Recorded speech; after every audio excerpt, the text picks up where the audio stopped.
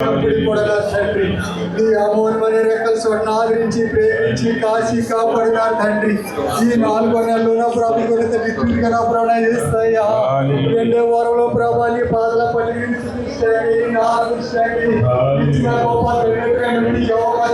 సమయం నీ బంగారు పాదాలు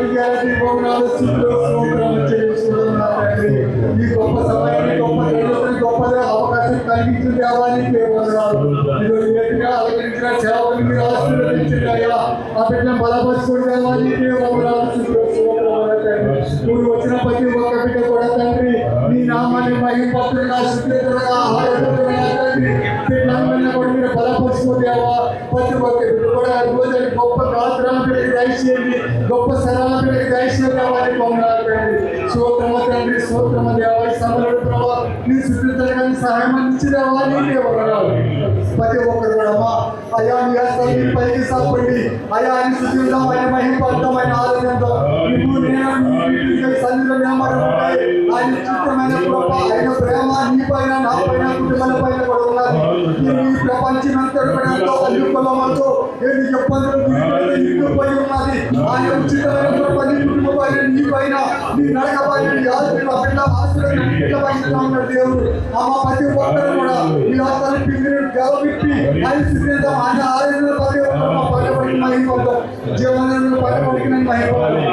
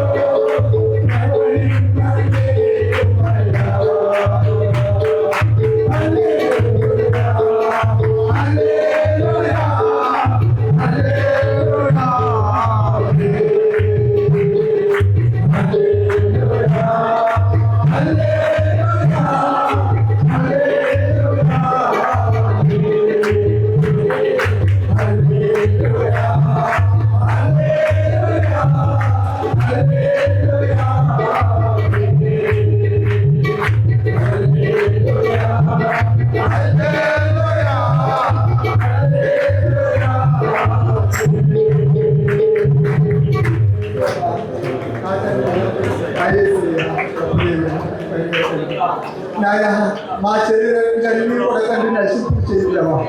మరణ పనికి ఒక పడదని ఎండిపోయి ఎముకల్ని తండ్రి తిరిగి జీవింపు చేసేవా. నీకే ఒక నాయన మాలో ఏ తలంపులు ఉన్నాయో తెలియజేస్తున్నట్టుగా మాలో ఏ ఆశలు ఉన్నాయో చూస్తున్నారు దేవుడా. నీకు తప్ప మాకెవరికి తెలియదా యేసు నీకు మన తండ్రి మన తండ్రి యేసయ్యా నీ వైపు తిరిగి నీ స్తుతించే నేను మహిమపరిచే కృప మాకందరికీ దయచేయండి. నీ పిల్లలకు స్తుతించారయ్యా, నేను మహిమపరిచారయ్యా, నేను ఆరాధించారయ్యా. ఏ బిడ్డ ఏ బలహీనలో ఉన్నారు, ఏ బిడ్డ కష్టాలు ఇబ్బందులు విరుకులతో ఉన్నారు నాయన, చెప్పుకోలేని బాధలు నాయన, కానీ ఊహించుకోలేని కష్టాలు బిడ్డలో ఉన్నాయి యేసయ్యా. అవన్నీ కూడా తీసివేసే బిడ్డలందరూ నీ సన్నిధిలో సాక్షులు నాయన. నేను వైపు నుండి నేను ఎందుకు పలికిరానప్పటికీ కూడా తండ్రి నీ సన్నిధిలో నిలబడి తిరిగి స్తుతించగిచ్చిన గొప్ప తండ్రిని బట్టి నీకు అయ్యా. కూడి వచ్చిన ప్రతి ఒక్కరిని నాలుగు వారి కుటుంబాన్ని వారి బిడ్డలు వారి సంఘాన్ని ఆశీర్వాదించమని దీవించమని అడుగుతున్నాను దేవా. నాయన తండ్రి సాక్షి పెట్టి ప్రతి ఒక్కరిని కూడా నీ సన్నిధిలో బలమైన పని బిడ్డలు వాడిపోతావా నీకు వందనాలు నాయన. నేను తండ్రి నీ సమరణ నీ సేవలు నిలబడి వాక్యాన్ని పట్టుకుని నిలబడి అయ్యా తండ్రి సంఘాన్ని ఆశీర్వదించాయా, సంఘాన్ని దీవించాయా, నీకు లేక సూత్రం చెల్లించుకుంటాం తండ్రి. బిడ్డలందరూ కలిసి శుభ్రం నీ నామాన్ని మహిమపరచారయ్యా. ప్రతి ఒక్కరు కూడా తప్పని కూడా మహిమపడతాం.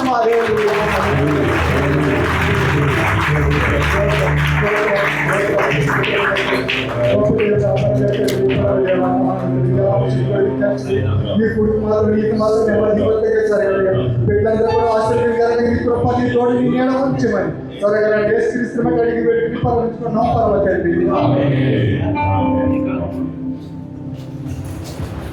దయచేసి అందరూ కూడా కూర్చునండి. స్తుతి ఆరాధన నడిపి ప్రత్యేకమైనది కరోనా పేరుకి వస్తున్న సమయంలో వారి పరిచర్య అందరూ కూడా ప్రార్థన కోరడం వల్ల అమూల్యమైనటువంటి విలువైన మాటలు విని విన్న వాక్యాన్ని అనుసరిస్తూ మన యొక్క వ్యక్తిగత జీవితంలో ప్రయాణంలో సాగపదాం. మరి సభలో వాక్య పరిచర్య సేవిస్తుండగా మన క్రియలు సహాయకర్తలు వదులుగా ఆహ్వానిస్తూ ఈ ప్రత్యేకమైన సమయాన్ని వారు పంపిస్తున్నాం.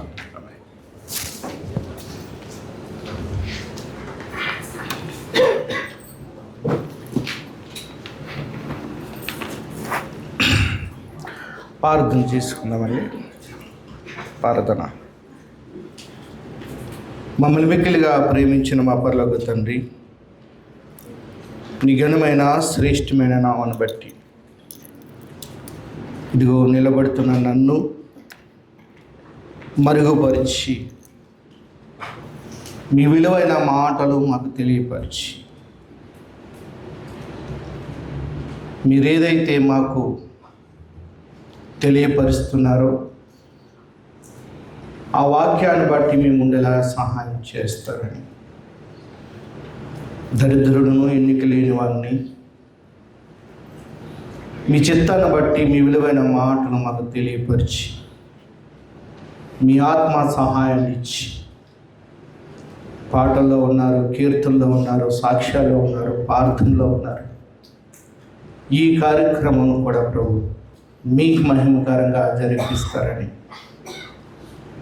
కేవలం మీ మాటలే ఇక్కడ చెప్పి బలపరుస్తారని యేసుక్రీస్తు వారి నామమును బట్టి అడిగించున్నాను నా పరమ తండ్రి, ఆమేన్.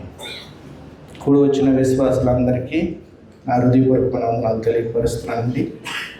అలాగే ఈ అవకాశం ఇచ్చిన దైవజనులు థామస్ అయ్య గారికి, అలాగే నాతోటి సహకారులైన మురళి గారికి, మనోహరి గారికి అందరికీ నా హృదయపూర్వక వందనాలు తెలియపరుస్తున్నానండి.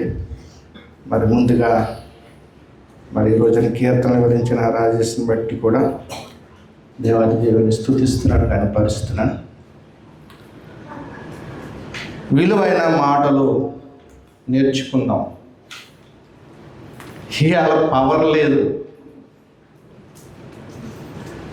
అయినా కరెంట్ లేదేమో అనుకుని టెన్షన్ బట్టన్ వచ్చినప్పుడు మైకులు వాడుతున్నాయి. అంటే ఏదో ఆటంకాలు వాడు వేస్తూ ఉంటాడు. దాన్నన్నిటికీ మనము తొక్కుకుంటా రావాలి. ఏం చేయాలి? తొక్కుకుంటా రావాలి. కాబట్టి ఈరోజు నేను చెప్పబోయే మాట ఏంటంటే, పునరుద్ధానం గురించి. అంటే జీవిస్తున్న ఈ జీవితం కాకుండా అసలు సిసలైన జీవితం ఒకటి ఉంది. మనము ఆయన దగ్గరికి చేరాలి. ఎవరి ద్వారా చేరాలి? నేనే మార్గము, అబద్ధమా? నేనే సత్యము, జీవము అయిన ఆయన ద్వారా తప్ప ఎవరు కూడా తండ్రి దగ్గరికి వెళ్ళలేరు. మోషే రాసిన కీర్తన 90 కీర్తనలో కూడా నరులను ఆయన ఎక్కడికి మారుస్తున్నాడంట? మట్టికి మారుస్తున్నాడంట. ఒక విషయం చెప్పి నేను ముందుకు వెళ్తాను. నేర్పగా భార్యకి డ్రైవింగ్ నేర్పారంట ఒక ఆయన. అనుకోకుండా రాస్తాలో డ్రైవింగ్ చేస్తున్నట్ట లేడీస్. భర్త పక్కన కూర్చున్నాడంట. ఏం వచ్చిందో, వంటలు కాడ వచ్చిందో, ఎక్కడ వచ్చిందో, కొంచెం మాట వచ్చిందంట. స్టీరింగ్ విడిచిపెట్టేసిందంట ఆమె. ఇద్దరికి దెబ్బలు తగిలితాయి కదా, స్టీరింగ్ పట్టుకోమంటే పట్టుకోవట్లేదంట. పట్టుకో ఇద్దరికి దెబ్బలు తగులుతాయంటే అస్సలు పెట్టలేదంట. అంటే ఇది నవ్వుకుంటా బాగానే ఉన్నా ఇద్దరికి కూడా చాలా ప్రమాదం. ఇద్దరికి దెబ్బలు తగులుతాయి. అదైతే ఇంటికాడే చూసేసుకుంటే అయిపోయాయి. అందుకే భార్యని గమ్ముని తొందరపడే డ్రైవింగ్ నేర్పకూడదు అన్నమాట. అది శేషం. రైట్. లోకా సువార్త 20వ అధ్యాయము. ఇందులో 27 కాడ నుంచి 38 వరకు, లేకపోతే 36 వరకు, 38 వరకు ఉన్న ఇదొక భాగం. ఇందులో సద్దుకాయలు కనబడుతున్నారు. ఎవరు?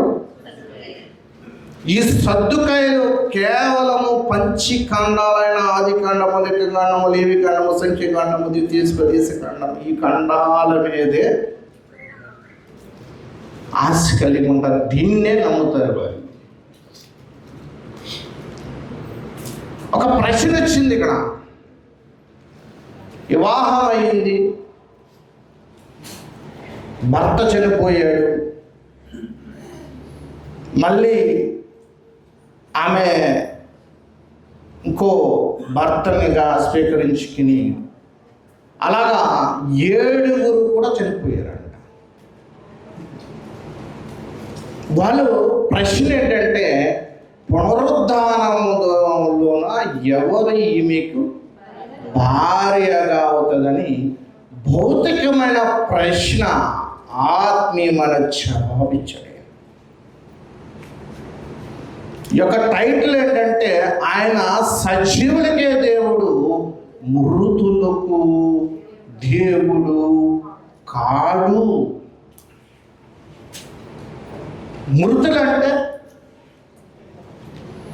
ఏదో వనంలో తీసుకుందాం, ఈ పండు తినొద్దు అని దేవుడు చెప్పాడు. తిన్నారు, ఏమవ్వలేదు? ఆత్మీయంగా మృతుల్లోకి వచ్చారు. మళ్ళీ సేతు పుట్టిన తర్వాత వాళ్ళు మనోనేత్రం వెలిగింపబడి అవ్వ, ఆదాము రక్షణ కొరకు వచ్చారు. అంటే పునరుద్ధానం అనేది తిరుగు లేచుతామన్నమాట. పునరుద్ధానమైన యేసుక్రీస్తుని నమ్మటము ద్వారా, ఆయనను అవలంబించుకోవటము ద్వారా, ఆయనను ధరించుకోవటము ద్వారా, ఆయన యొక్క మార్గంలో నడటము ద్వారా, సత్క్రియలు చెయ్యటము ద్వారా, బాధ వచ్చినా, ఉపద్రవం వచ్చినా, కష్టం వచ్చినా, ఉద్యోగం ఉన్నా, ఉద్యోగం లేకపోయినా, కుటుంబం బాధ పెట్టినా, భార్య బాధ పెట్టినా, భర్త బాధ పెట్టినా, అన్నదమ్ములు బాధ పెట్టినా, ఎవరు బాధ పెట్టినా, నువ్వు క్రీస్తుని నమ్ముకున్నట్లయితే నీ శరీరం మార్చబడుతుంది నువ్వు చనిపోయాక. పునరుద్ధానం అనగా తిరిగి లేచుట. ఒక క్రైస్తవుడే చెప్పగలడు ఈ మాటలు. ఒక క్రైస్తవురాలే చెప్పగలడు ఈ మాటలు. భూమి మీద ఉండగా ఈ జీవితం కాదయా, ఇంకో జీవితం ఉన్నది. ఆ జీవితము శాశ్వతంగా ఆయనతో ముడిపడిన జీవితం, ఆయనతో ఏలే జీవితం, ఆయనతో పరిపాలించే జీవితం. ఆ జీవితానికి వెళ్ళిపోవాలి మనం. భూమి మీద ఉండగా కష్టాలు వస్తాయి, బాధలు వస్తాయి, షుగర్ వస్తుంది, బీపీ వస్తుంది, కొలెస్ట్రాల్ ఉంటాయి, ఇవన్నీ ఉంటాయి. మరణము ప్రతి ఒక్కరికి తాగుతుంది. మరణించక ముందు, మరణాడుగులు వెళ్ళక ముందు నీ సృష్టికర్తను నువ్వు స్మరణకు తెచ్చుకో. ప్రసంగి గ్రంథం రండి వెళ్దాం. ప్రసంగి గ్రంథం 12వ అధ్యాయము. ప్రసంగి గ్రంథం 12వ అధ్యాయము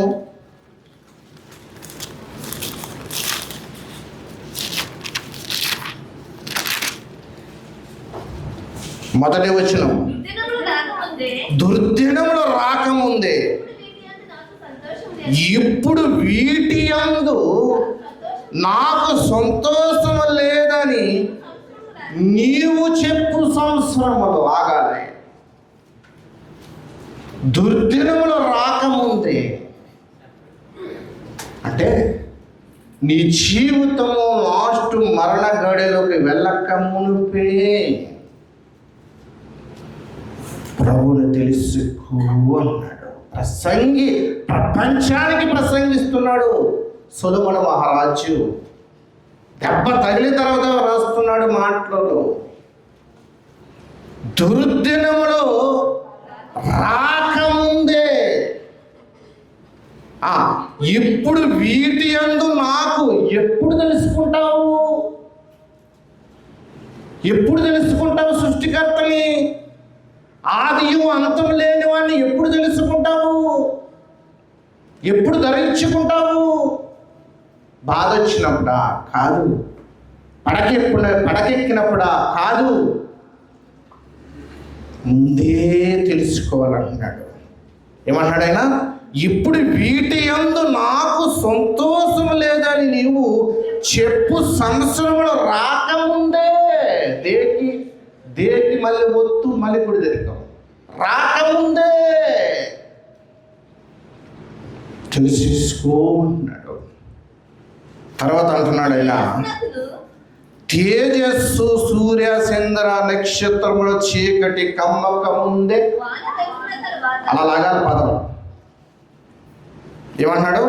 తేజస్సుకును సూర్య చంద్ర నక్షత్రమునకు చీకటి కమ్మక ముందే.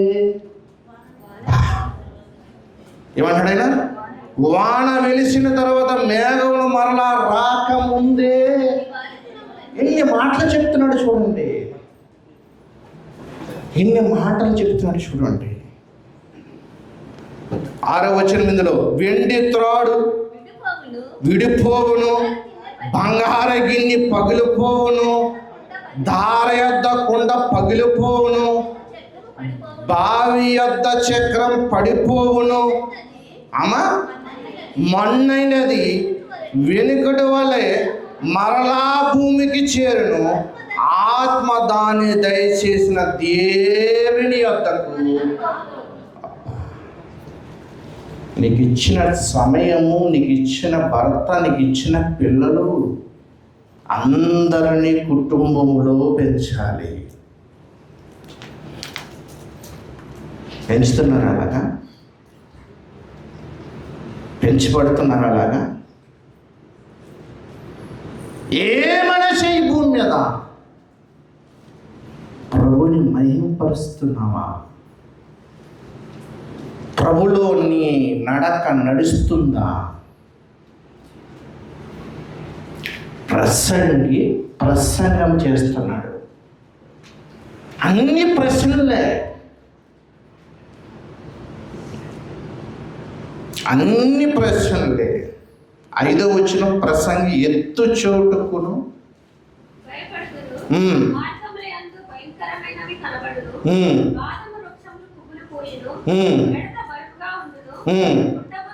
బొట్టబుసరగాయి పగులును, ఎలయనగా ఒకడు తన నిత్యమైన ఉనికి పట్టుకుపోచున్నాడు.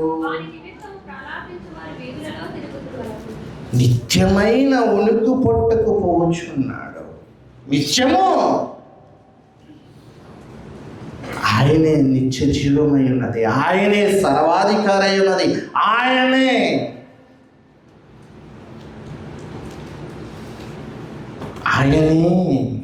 జీవమై ఉన్నది. నేనే జీవమై ఉన్న వ్యక్తికి వేస్తున్న ప్రశ్న, నేనే పునరుద్ధానమై ఉన్న వేస్తున్న ప్రశ్న, పునరుద్ధాన దినమున ఈమె ఎవరికి భార్య? ఏ పంచఖండాలైతే నమ్ముతారో, ఏ పంచఖండాల మీద ఆశ కలిగి ఉన్నారో, ఏ పంచఖండాలను అయితే వశపడతారో, ఏ పంచఖండాలను అయితే వాళ్ళు స్వీకరించుకుంటారో, ఏ పంచఖండాలను బట్టి నడుస్తారో దాన్ని తీసుకొచ్చి మాట్లాడుతున్నారు ప్రభు. ఆయనకి ఆ ప్రశ్న, బాబు వ్యభిచారానికి వెళ్ళకు, బాబు అబద్ధాలు ఆడకు, బాబు పక్కవారి గురించి చెప్పకు. ఇవన్నీ ఇంటికాడ సేవకులు, సహకారులు, విశ్వాసులు, పెద్దలు చెప్తున్న మాట, ఉపదేశాలు అవన్నీ. ఆయన అలా చెప్తాడంటే అయినట్టే వికెట్. ఆయన అలా బోధిస్తాడంటే అయినట్టే. అన్నాడు 6వ వచనం, వెండి త్రాడు విడిపోవును, బంగార గిన్నె పగిలిపోవును, దార యొద్ద కుండ పగిలిపోవును, బావి యొద్ద చక్రం పడిపోవును, మొన్నైనది. అందుకే మత్తయి సువార్త 10వ అధ్యాయంలో అంటారు, ఆత్మను చంపనేరక ఆత్మను దేహమును నరకములో పడవేయవానికి మిక్కిలి అంటాడు. భయపడలేదు, పైన మిక్కిలి భయపడుడి. సద్దుకాయలకి పునరుద్ధానం గురించి తెలియలేదు, నీకు పునరుద్ధానం గురించి తెలుసు. మీకు పునరుద్ధానం గురించి తెలుసు. సేవకులు చెప్తున్నారు, ఆత్మీయ థామస్ గారు చెప్తున్నారు, మురళి గారు చెప్తున్నారు, మనోహర్ గారు చెప్తున్నారు, కీర్తనలు ఎవరెప్పబడుతున్నాయి. మారాలంతే, మనిషి మార్పు చెందాలంతే, మార్పు చెందాలంతే. ఈ ప్రసంగంలో 4వ అధ్యాయం తీయండి, ప్రసంగి గ్రంథం 4వ అధ్యాయం తీయండి.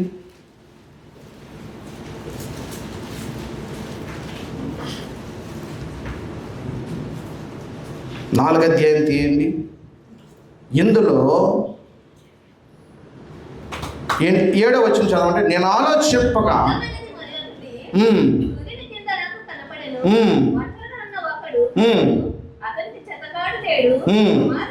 కుమారుడు లేడు, సహోదరు లేడు, ఆయనను అతడు ఏడతగ్గా కష్టపడును, అతని కన్ను ఐశ్వర్యం చేత తృప్తి పొందదు, అతడు సుఖమున్నది నెరగక ఎవరి నిమిత్తం కష్టపడుచున్నానని అనుకునిచు ఇదియు వ్యర్థమైనది బహు చింత కలిగించును.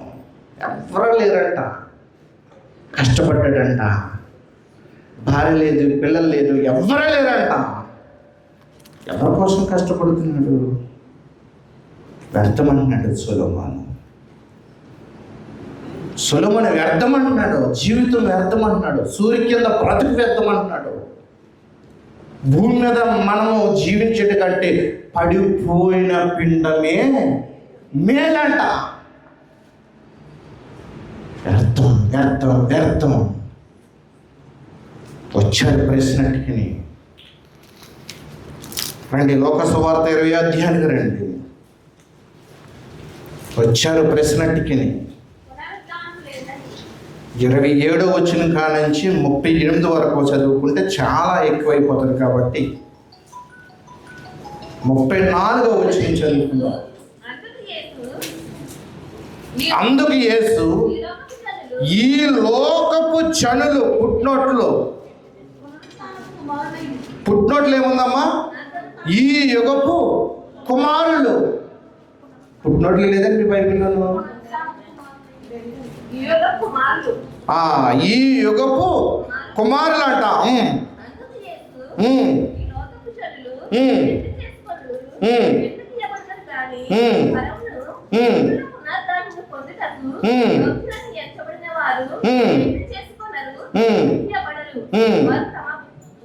ముప్పై 36 వారు పునరుద్ధానములో పాలవారై ఉండి, అంటే పుట్టినోట్లో పునరుద్ధాన కుమారులై ఉండి.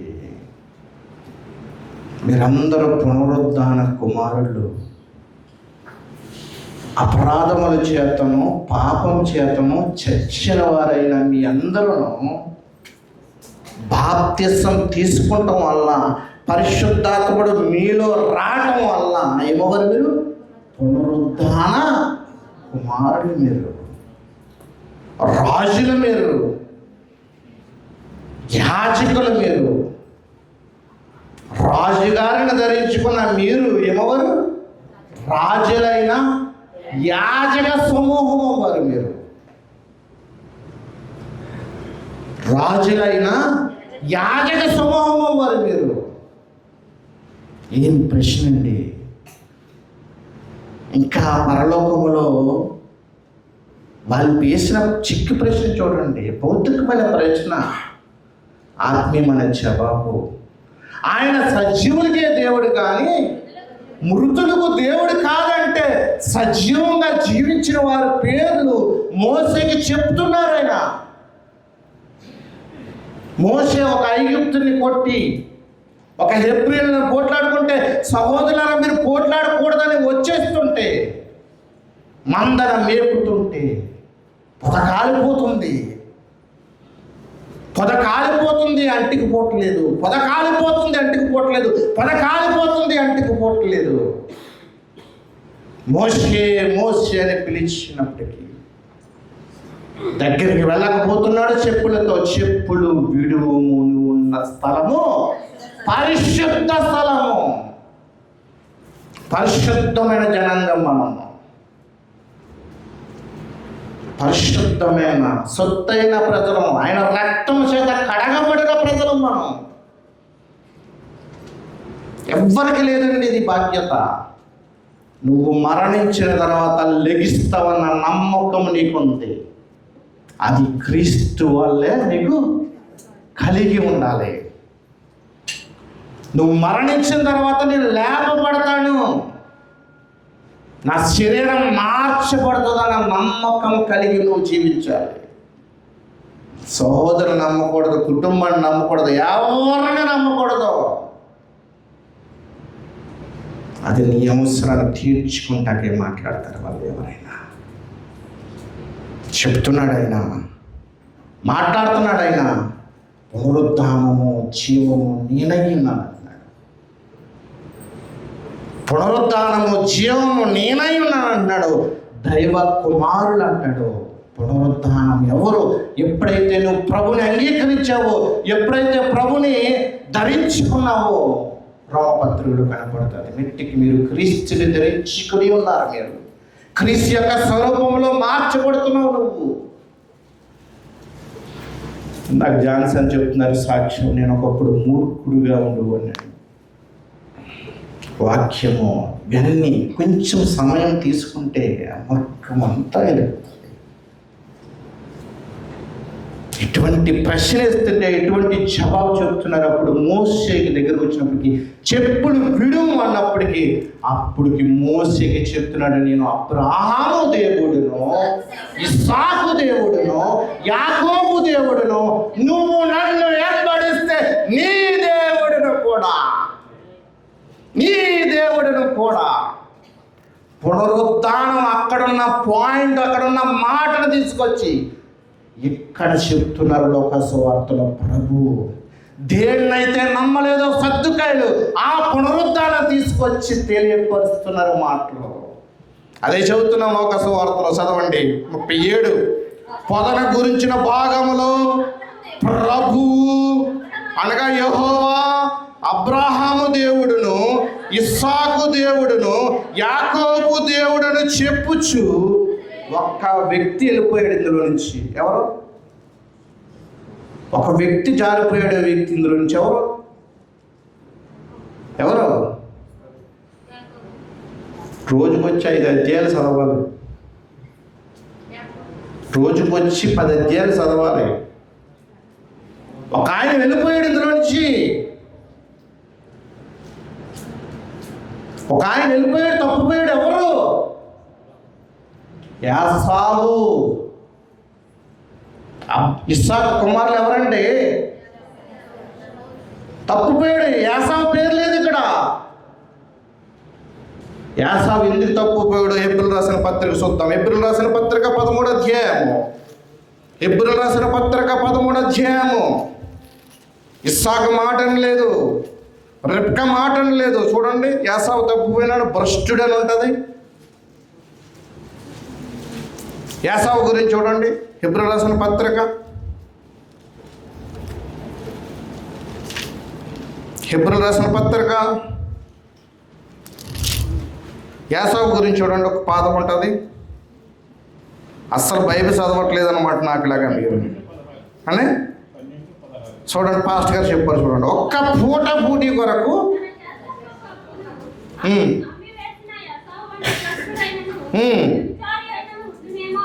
నేను చదువుతానులే అమ్మ. ఒక పూట బూటి కొరకు తన జ్యేష్ఠత్వపు హక్కును అమ్మివేసిన యాసావు వంటి భ్రష్టుడైనను వ్యభిచారైనను ఉండినేమనియు జాగ్రత్తగా భ్రష్టుడంట, వ్యభిచారంట.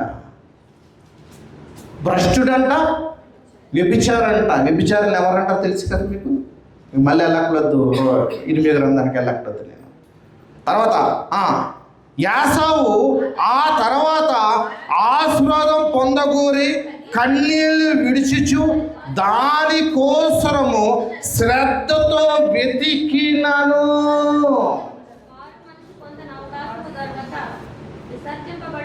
ఏం చేశాడు ఆయన? కన్నీళ్లు విడిచిచు దానికోసరము. దేనికోసము? వాక్యం కోసము, నిత్య జీవం కోసము, పునాది గల పట్టణం కోసము, పునరుద్ధానం కోసము. అంతే కదా? దేనికోసము? దానికోసము శ్రద్ధతో వెతికినను మారు మనసు పొంద అవకాశము దొరకక విసర్జింపబడను. అందుకే నేను యాకోబును ప్రేమించి తిని యాసావును ద్వేషించి తిని. ఒక అతను మిస్ అవ్వాడు. నేను అబ్రహాము దేవుడును, యాకోబు దేవుడును, అబ్రహాము దేవుడును, ఇస్సాకు దేవుడును, యాకోబు తర్వాత ఒక వ్యక్తి రావాలి ఇక్కడ. దేవుని ఇష్ట ప్రకారంగా యాకోబు లేడు, విసర్జింపబడ్డాడు, పునరుద్ధానంలో అవుట్ అయిపోయాడు. లోకం బట్టి బ్రతికాడు. లోకం బట్టి బ్రతికితే ఎలా వస్తుంది? భ్రష్టుతత్వం వస్తుంది. లోకాన్ని బట్టి జీవిస్తే వ్యభిచారమైన మనస్సు కలుగుతుంది. లోకాన్ని బట్టి చూస్తే కన్నీళ్ళు మిగిలాయి. ఆ తర్వాత ఆశీర్వాదం పొందగోరి కన్నీళ్ళు విడిచిచు దానికోసము శ్రద్ధతో వెతికినను మారు మనసు పొంద అవకాశము దొరకక విసర్జింపబడ్డాడండి. యాసావు గురించి నేర్చుకున్నాం. అటువంటి పద్ధతి వద్దండి. మెప్పు కోసం ఏం కాదండి. మెప్పు కోసం ఏముందండి? మెప్పు కోసం ఏమున్నదండి? ఈరోజు నిన్ను పొగుడుతారు, లేకపోతే ఆయన పొగుడుతారు, తీసుకెళ్ళి నట్టింట్లో ఉంచేస్తారు. వాక్యాన్ని బట్టి జీవించాలండి. వాక్యాన్ని బట్టి నడిచాడంటే అబ్రహాము. వాక్యాన్ని బట్టి నడిచాడంట ఇస్సాకు, వాక్యాన్ని బట్టి నడిచాడంట యాకోబు, వాక్యాన్ని బట్టి నడవలేకపోయాడు ఏసావు. ఆలోచించుకోండి మీరే. అప్పుడు చెప్తున్నాడు ఆయన, రండి లోక సువార్తకు రండి. 38 నేను చదువుతున్నానులే అమ్మ. అబ్రాహాము దేవుడనియు ఇస్సాకు దేవుడనియు యాకోబు దేవుడనియు చెప్పుచు మృతుల లేతురని మోసే సూచించాడంట. మోసే గురించి కొన్ని మాటలు చూద్దాం. అల్పకాల భోగములు అనుభవించుట కంటే,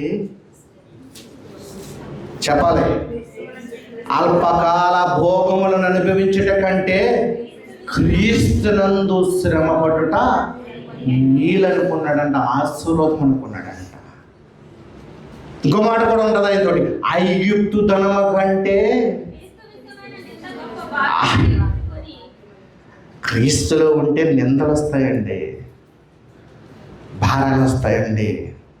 క్రీస్తులో జీవిస్తే ఆ మనిషికి చాలా ఒత్తిడిగా ఉంటుందండి. మనిషి జీవించలేడు, మనిషి ఎందుకనే జీవితం అనిపిస్తుంది. కానీ క్రీస్తులో ఉంటే నువ్వు బ్రతుకుతావని వాక్యం చెప్తుంది. ఈ వాక్యం చెప్పే మాట ఏంటంటే నువ్వు బ్రతుకుతావు, నీకు జీవితం ఉన్నది. అప్పులు పాలైపోతే వెళ్ళిపోదాం, ఉరి తీసి చచ్చిపోదాం. చచ్చిపోయి నువ్వేం చేస్తావు? అన్న తీసుకెళ్ళి పెట్టేస్తారు, పక్క తీసుకెళ్ళాను. మనిషి పోయాడు, మళ్ళీ ఇంకెప్పుడు ఊర్లో అప్పులు అడగడాడు. చచ్చిపోయి ఏం చేస్తావు నువ్వు? భర్త వేధింతే చనిపోవాలనుకుంటారు. ఏం కాదు, క్రీస్తుని ధరించుకో, క్రీస్తులో నడు, ఆదరణిచ్చే దేవుడు. అందుకే యెషయా గ్రంథం 26 అధ్యాయం ఉంటుంది, ఎవని మనసు నీ మీద ఆనుకునునో వారిని సంపూర్ణంగా చేస్తున్నావు. వాళ్ళు వేసిన ప్రశ్నకి ఆయన చెప్తున్న జవాబు, ఏ పంచఖండాలైతే నమ్మరో ఆ పంచఖండాలతో ఆయన మాట్లాడుతున్నాడు. ఏమన్నాడు? మృతులు లేతురని మోసే సూచించెను. ఆయన సజీవులకే దేవుడు గాని మృతులకు దేవుడు కాడు. ఆయన సజీవులకే దేవుడు. జీవిస్తున్నాడు ఆయన. దేవుడి కుడి పరుషం మీద కూర్చుని నిన్ను నన్ను పరిశీలిస్తున్నాడు ఆయన. నా కుమార్తె ఎప్పుడు వస్తుందయ్యా నా దగ్గరికి? నా కుమార్తె ఎప్పుడు బాప్తిసం తీసుకుంటుందయ్యా? నా కుమార్తె ఎప్పుడు పాట పాడుతుందయ్యా? నా కుమారుడు ఎప్పుడు కీర్తన చెప్తాడయ్యా? నా కుమారుడు సువార్తను ఎప్పుడు ప్రకటిస్తాడయ్యా? చూస్తున్నాడు ఆయన. దుఃఖం, ఆయనకి చాలా దుఃఖం ఉందండి ప్రభుకి. మనం ఎక్కువ ఫోన్తోనే ఉంటామండి, ఎక్కువ ఫేస్బుక్కే, ఎక్కువ ఇన్స్టాగ్రామే, ఎక్కువ టిక్టాక్కే, ఎక్కువ ఇదే జీవితం కాదండి. ఈ జీవితం కాదు, ఇది జీవితం. ఈ 66 పుస్తకాల మీద నువ్వు బలం కలిగి ఉన్నావంటే ఇది జీవితం. ఇది నిన్ను బ్రతికిస్తుంది, ఇది నిన్ను లేపుతుంది, ఇది నిన్ను నిలబెడుతుంది. ఇది దీని మీద నువ్వు ఆధారపడి ఉంటే ఇదే నిన్ను పునరుద్ధానంలో నడిపిస్తుందండి. విపరీతంగా తాగుతూ ఉంటారు, విపరీతమైన తాగుడు, తాగి తాగి లివర్లు చెడిపోతూ ఉంటాయి. ఈ పునరుద్ధాన ప్రభు చెప్తున్నాడు, బాబు నువ్వు తాగొద్దు. వ్యభిచారం చేసే స్త్రీతో ఏం చెప్పాడు? అమ్మా ఇక నువ్వు పాపము చేయకు. పునరుద్ధానం శక్తి అటువంటిదండి, పునరుద్ధానం యొక్క బలం అటువంటిదండి. అబ్రహాం ఎందుకు ఇచ్చాడండి? అబ్రహాం నీతిమంతుడు ఎందుకు అవ్వాడండి? తన కుమారుని ఇచ్చేసాడంటండి. మరియా పర్వతం ఎక్కక ముందే మనస్సులో ఇస్సాకుడు బలిగా ఇచ్చేసాడండి.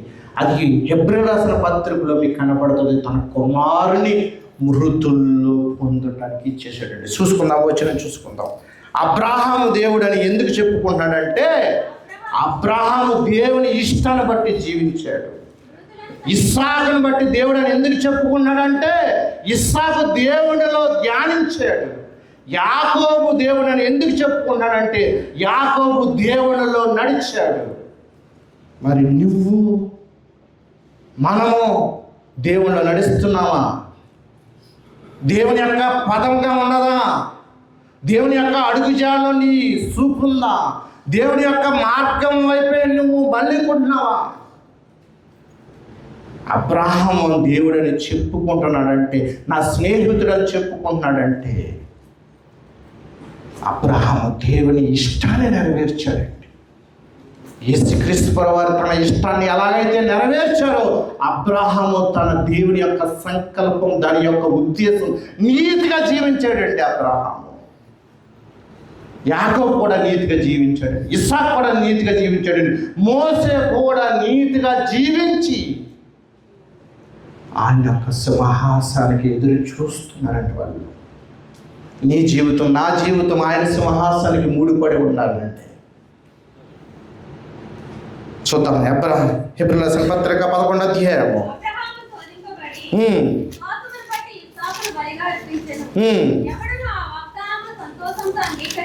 ప్రశ్న వేస్తున్నాడు, నీ కుమారుని నువ్వు ఇచ్చేయగలవా? నీ కుమారుని నువ్వు ఇచ్చేయగలవా? ఇవ్వలేవు. దేవుడు వేస్తున్నాడు ప్రశ్న మనకి. 16 వచనం, హెబ్రీయుల రాసిన పత్రిక 11:16. అయితే వారు మరి శ్రేష్టమైన దేశమును, 13 చదవండి బాగుంటుంది. వీరందరూ ఆ వాగ్దాన ఫలమును అనుభవింపకపోయినను దూరము నుండి చూచి వందనములు చేసి తాము భూమి మీద పరదేశములను యాత్రికులమై ఉన్నామని ఒప్పుకుని విశ్వాసము గలవారై ప్రాణమును విడిచారంట. అబ్బా, దూరమును చూసి. బైబిల్ తలకాడ దగ్గర ఎట్టుకుంటే నీకు నిత్య జీవం రాదు. బైబిల్కి వచ్చిన ప్రకారంగా ధ్యానిస్తూ ఆత్మీయంగాను ప్రార్థనలో ఉండి నీ శరీరంలో ఉన్న వ్యాఖ్యములను తొలగించుకుని పక్కవారి మీద సాడీలు చెప్పుకోకుండా, పక్కవారి గురించి నువ్వు ఊహించుకోకుండా, పక్కవారిని దూరం పెట్టి ఎప్పుడైతే ప్రభు మీద ఆనుకుని జీవిస్తావో అప్పుడు నువ్వు మృతి పొందితే నీకు పునరుద్ధానం ఇవ్వగలడైనా. ఏమాత్రం ఇటు అటు ఉన్నావంటే, నులివెచ్చని స్థితిలో ఉన్నావంటే జారిపోద్ది వికెట్. అబ్రాహాము దేవుని గణపరిచాడు. అబ్రాహాము దేవుని ప్రకారంగా నడిచంట తన కుమారుని ఎలా పొందుకున్నాడంట చూడండి. ఆ అబ్రాహాము మృతులను సహితము లేపుటకు దేవుడు శక్తిమంతులను యోచించిన వాడై తన ఏకైక కుమారుని అర్పించి ఉపమాన రూపంగా అతన్ని మృతుల నుండి మరలా. అక్కడ పెళ్ళిళ్ళు ఉండవయా, అక్కడ దేవదూతల వలె ఉంటారు మీరు. అక్కడ శరీరం మార్చబడుతుంది, అక్కడ శరీరం వేరయ్యా అని సద్దుగారికి యేసుక్రీస్తు వారు చెప్తున్నా చెప్పాడు. అందుకే అన్నాడు, నేను సజీవులకే దేవుడు కానీ మృతులుగా ఉంటే మృతులుగానే ఉంటారు. అందుకనే ఎవరో లోతు భార్యను జ్ఞాపం చేసుకుంటే లోతు గారు భార్య ఏం చేసింది? లోకం చూసింది, వెనక్కి తిరిగింది. నాగటి మీద ముందే చూడాలా, వెనక్కి చూడాలా? నాకు శిశువుడు కానేరాడు, నా శిలువుని ఎత్తుకున్నవాడే నాకు శిశువుడు. ఇవన్నీ కూడా పునరుద్ధానానికి సూచనగా ఉన్నాయి. అబ్రాహాము దేవుని కనపరిచాడు. తర్వాత ఇస్సాకు కూడా చూద్దాం. ఇందులోనే విశ్వాసం బట్టి ఇస్సాకు జరగబో సంగతుల విషయమై యాకోబును యాసావును ఆశీర్వదించాడు. యాకోబుకేమో ఆశీర్వాదం దొరికింది, యాసావుకేమో ఆశీర్వాదము దొరకలేకపోయింది, విసర్జింపబడ్డాడు. తర్వాత 21 విశ్వాసం బట్టి యాకోబు కాలమందు యోసేపు కుమారులు ఒక్కొక్కరిని ఆశీర్వదించి తన చేతి కర్ర మొదలుకుని ఆనుకుని దేవునికి నమస్కారం చేశాడంట. యాకోబు కూడా తన జీవితాన్ని ముగించుకున్నాడంట. భక్తులందరి పేర్లు విన్నారు. మరి నీ జీవితం, మన జీవితం ఎలా ఉంది? అబ్రహాం గురించి ఉన్నారు, ఇస్సాకు గురించి ఉన్నారు, యాకోబు గురించి ఉన్నారు, ఒక వ్యక్తి తప్పుబోడి ఏసావు గురించి విన్నారు. ఐదో విషయంగా నీ జీవితం ఎలా ఉంది? నువ్వు లేపబడతావా? లెగిస్తావా? ఆయన లేపబడే సమర్థత నువ్వు కలిగి ఉన్నావా? నువ్వు ఇప్పటికిప్పుడు ఒకవేళ నా ప్రాణమే పోయిందంటే నేను లెగిస్తానంటావా అనే నమ్మకం నాకుందా?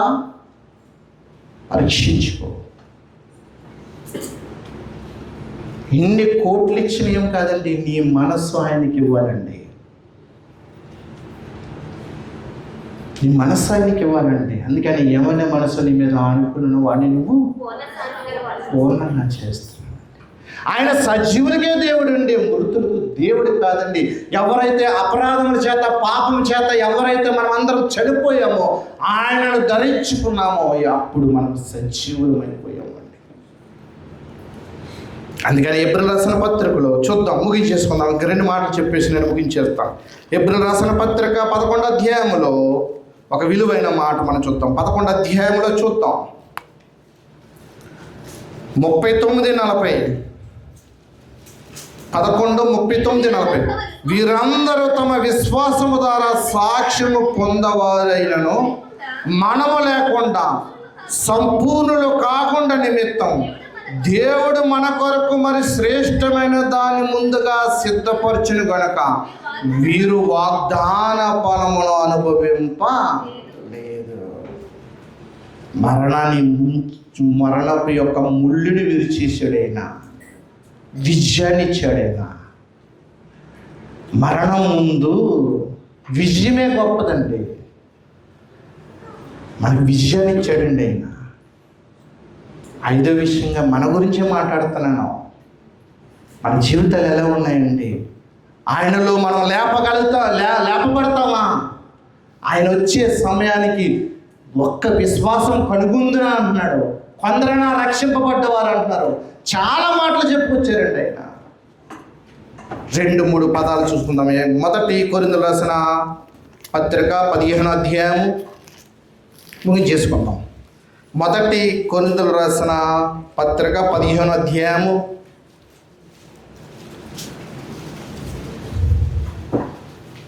50వ వచనం చదవండి. సహోదరులారా, నేను చెప్పినది ఏమనగా రక్తమాంసములు దేవుని రాజ్యమునకు స్వతంత్రించుకొన నేరవు, అక్షయతను స్వతంత్రించుకొనదు. ఇదిగో సంఘానికి చెప్తున్నాడు, ఇదిగో ఒక మర్మము తెలుపుచున్నాను. మనమందరం నిద్రించుచున్నాము కానీ నిమిషములో ఒక రెప్పపాటున రోగగానే మనమందరము మార్పు పొందుదుము. ఘోరమోగును, అప్పుడు మృతుల అక్షయములుగా లేపబడుదురు. మనము మార్పు పొందుతామండి. నీ భర్త చెప్పలేడు ఈ విషయం, నీ భార్య చెప్పలేదు ఈ విషయం, నీ సహోదరుడు చెప్పలేడు ఈ విషయం, ఎవ్వరు చెప్పలేరు. ఒక్క వాక్యానికి ఉన్న శక్తి ఎటువంటిది. అప్పుడు ఏమంటున్నాడు ఆయన? 54వ వచనం, క్షయం అనేది అక్షయతను ధరించుకున్నప్పుడు, మర్తమైనది అమర్తను ధరించుకున్నప్పుడు విజయమందు మరణము మృంగివేయబడినని రాయబడిన వాక్యం నెరవేరును. ఓ మరణమా చెప్పండి, ఓ మరణమా చెప్పండి, ఓ మరణమా నీ ముళ్ళెక్కడా, నీ విజయం ఎక్కడా? ఓ మరణమా నీ ముళ్ళెక్కడా? మరణపు ముళ్ళు పాపము, పాపము కొన్న బలము ధర్మశాస్త్రమే. ఆయన యొక్క అడుగుజాలో ఉంటే నువ్వు లేపబడతావండి. ఆయన ప్రకారంగా ఉంటే నువ్వు లేస్తావండి, మార్పు చెందుతావండి. మార్పు మనస్సుకి కలగాలండి. దావీదు అలా మార్పు చెందాడండి. అబ్షలోము మార్పు చెందలేకపోయాడు. అహీతోపెలు మార్పు చెందలేకపోయాడండి. దావీదు కింద ఉన్న అనుచరులు అందరూ మార్పు చెందారండి. అలాగే మనమందరం మార్పు చెందుదామండి, మార్పు చెందుదాం. అందుకే లాస్ట్ ఒక్క వచనం చేసి నేను ముగించేస్తాను, ప్రార్థన చేస్తాను. పిలుపులు రాసిన పత్రిక 3వ అధ్యాయం. పిలుపులు రాసిన పత్రిక 3వ అధ్యాయం 21-20 కాడ చదువుకోండి. 20 కాడ నుంచి మన పౌరస్థితి పరలోకమందుంది. అక్కడి నుండి ప్రభువైన యేసుక్రీస్తు రక్షకుని నిమిత్తం కనిపెట్టుకుని ఉన్నాము. సమస్తము తనకు లోపరచుకొన జాలని శక్తిని బట్టి ఆయన మన దీన శరీరమును తన మహిమ గల శరీరమునకు సమరూపము గలగా మారుస్తాడు. ఈ పునరుద్ధారణను నమ్మవంటే, ఈ ప్రభుని అంగీకరించవంటే నీ శరీరాన్ని మారుస్తాడు. తల్లి మార్చలేదు, తండ్రి మార్చలేడు, భార్య మార్చలేదు, సహోదరు మార్చలేదు. ఒక ప్రభువే నిన్ను మారుస్తాడు ఆయనలో నడిస్తే. అందుకే నేను అబ్రహాము దేవుడును, ఇస్సాకు దేవుడును, యాకోబు దేవుడును, మోషే నీ దేవుడును కూడా వింటున్న నీ దేవుడు కూడా ఆయన ప్రకారంగా జీవిస్తే అట్టి కృపతీయుడు మనందరికి ఇచ్చునుగాక. ఆమె తలలోంచి ప్రార్థన చేసుకుందాం.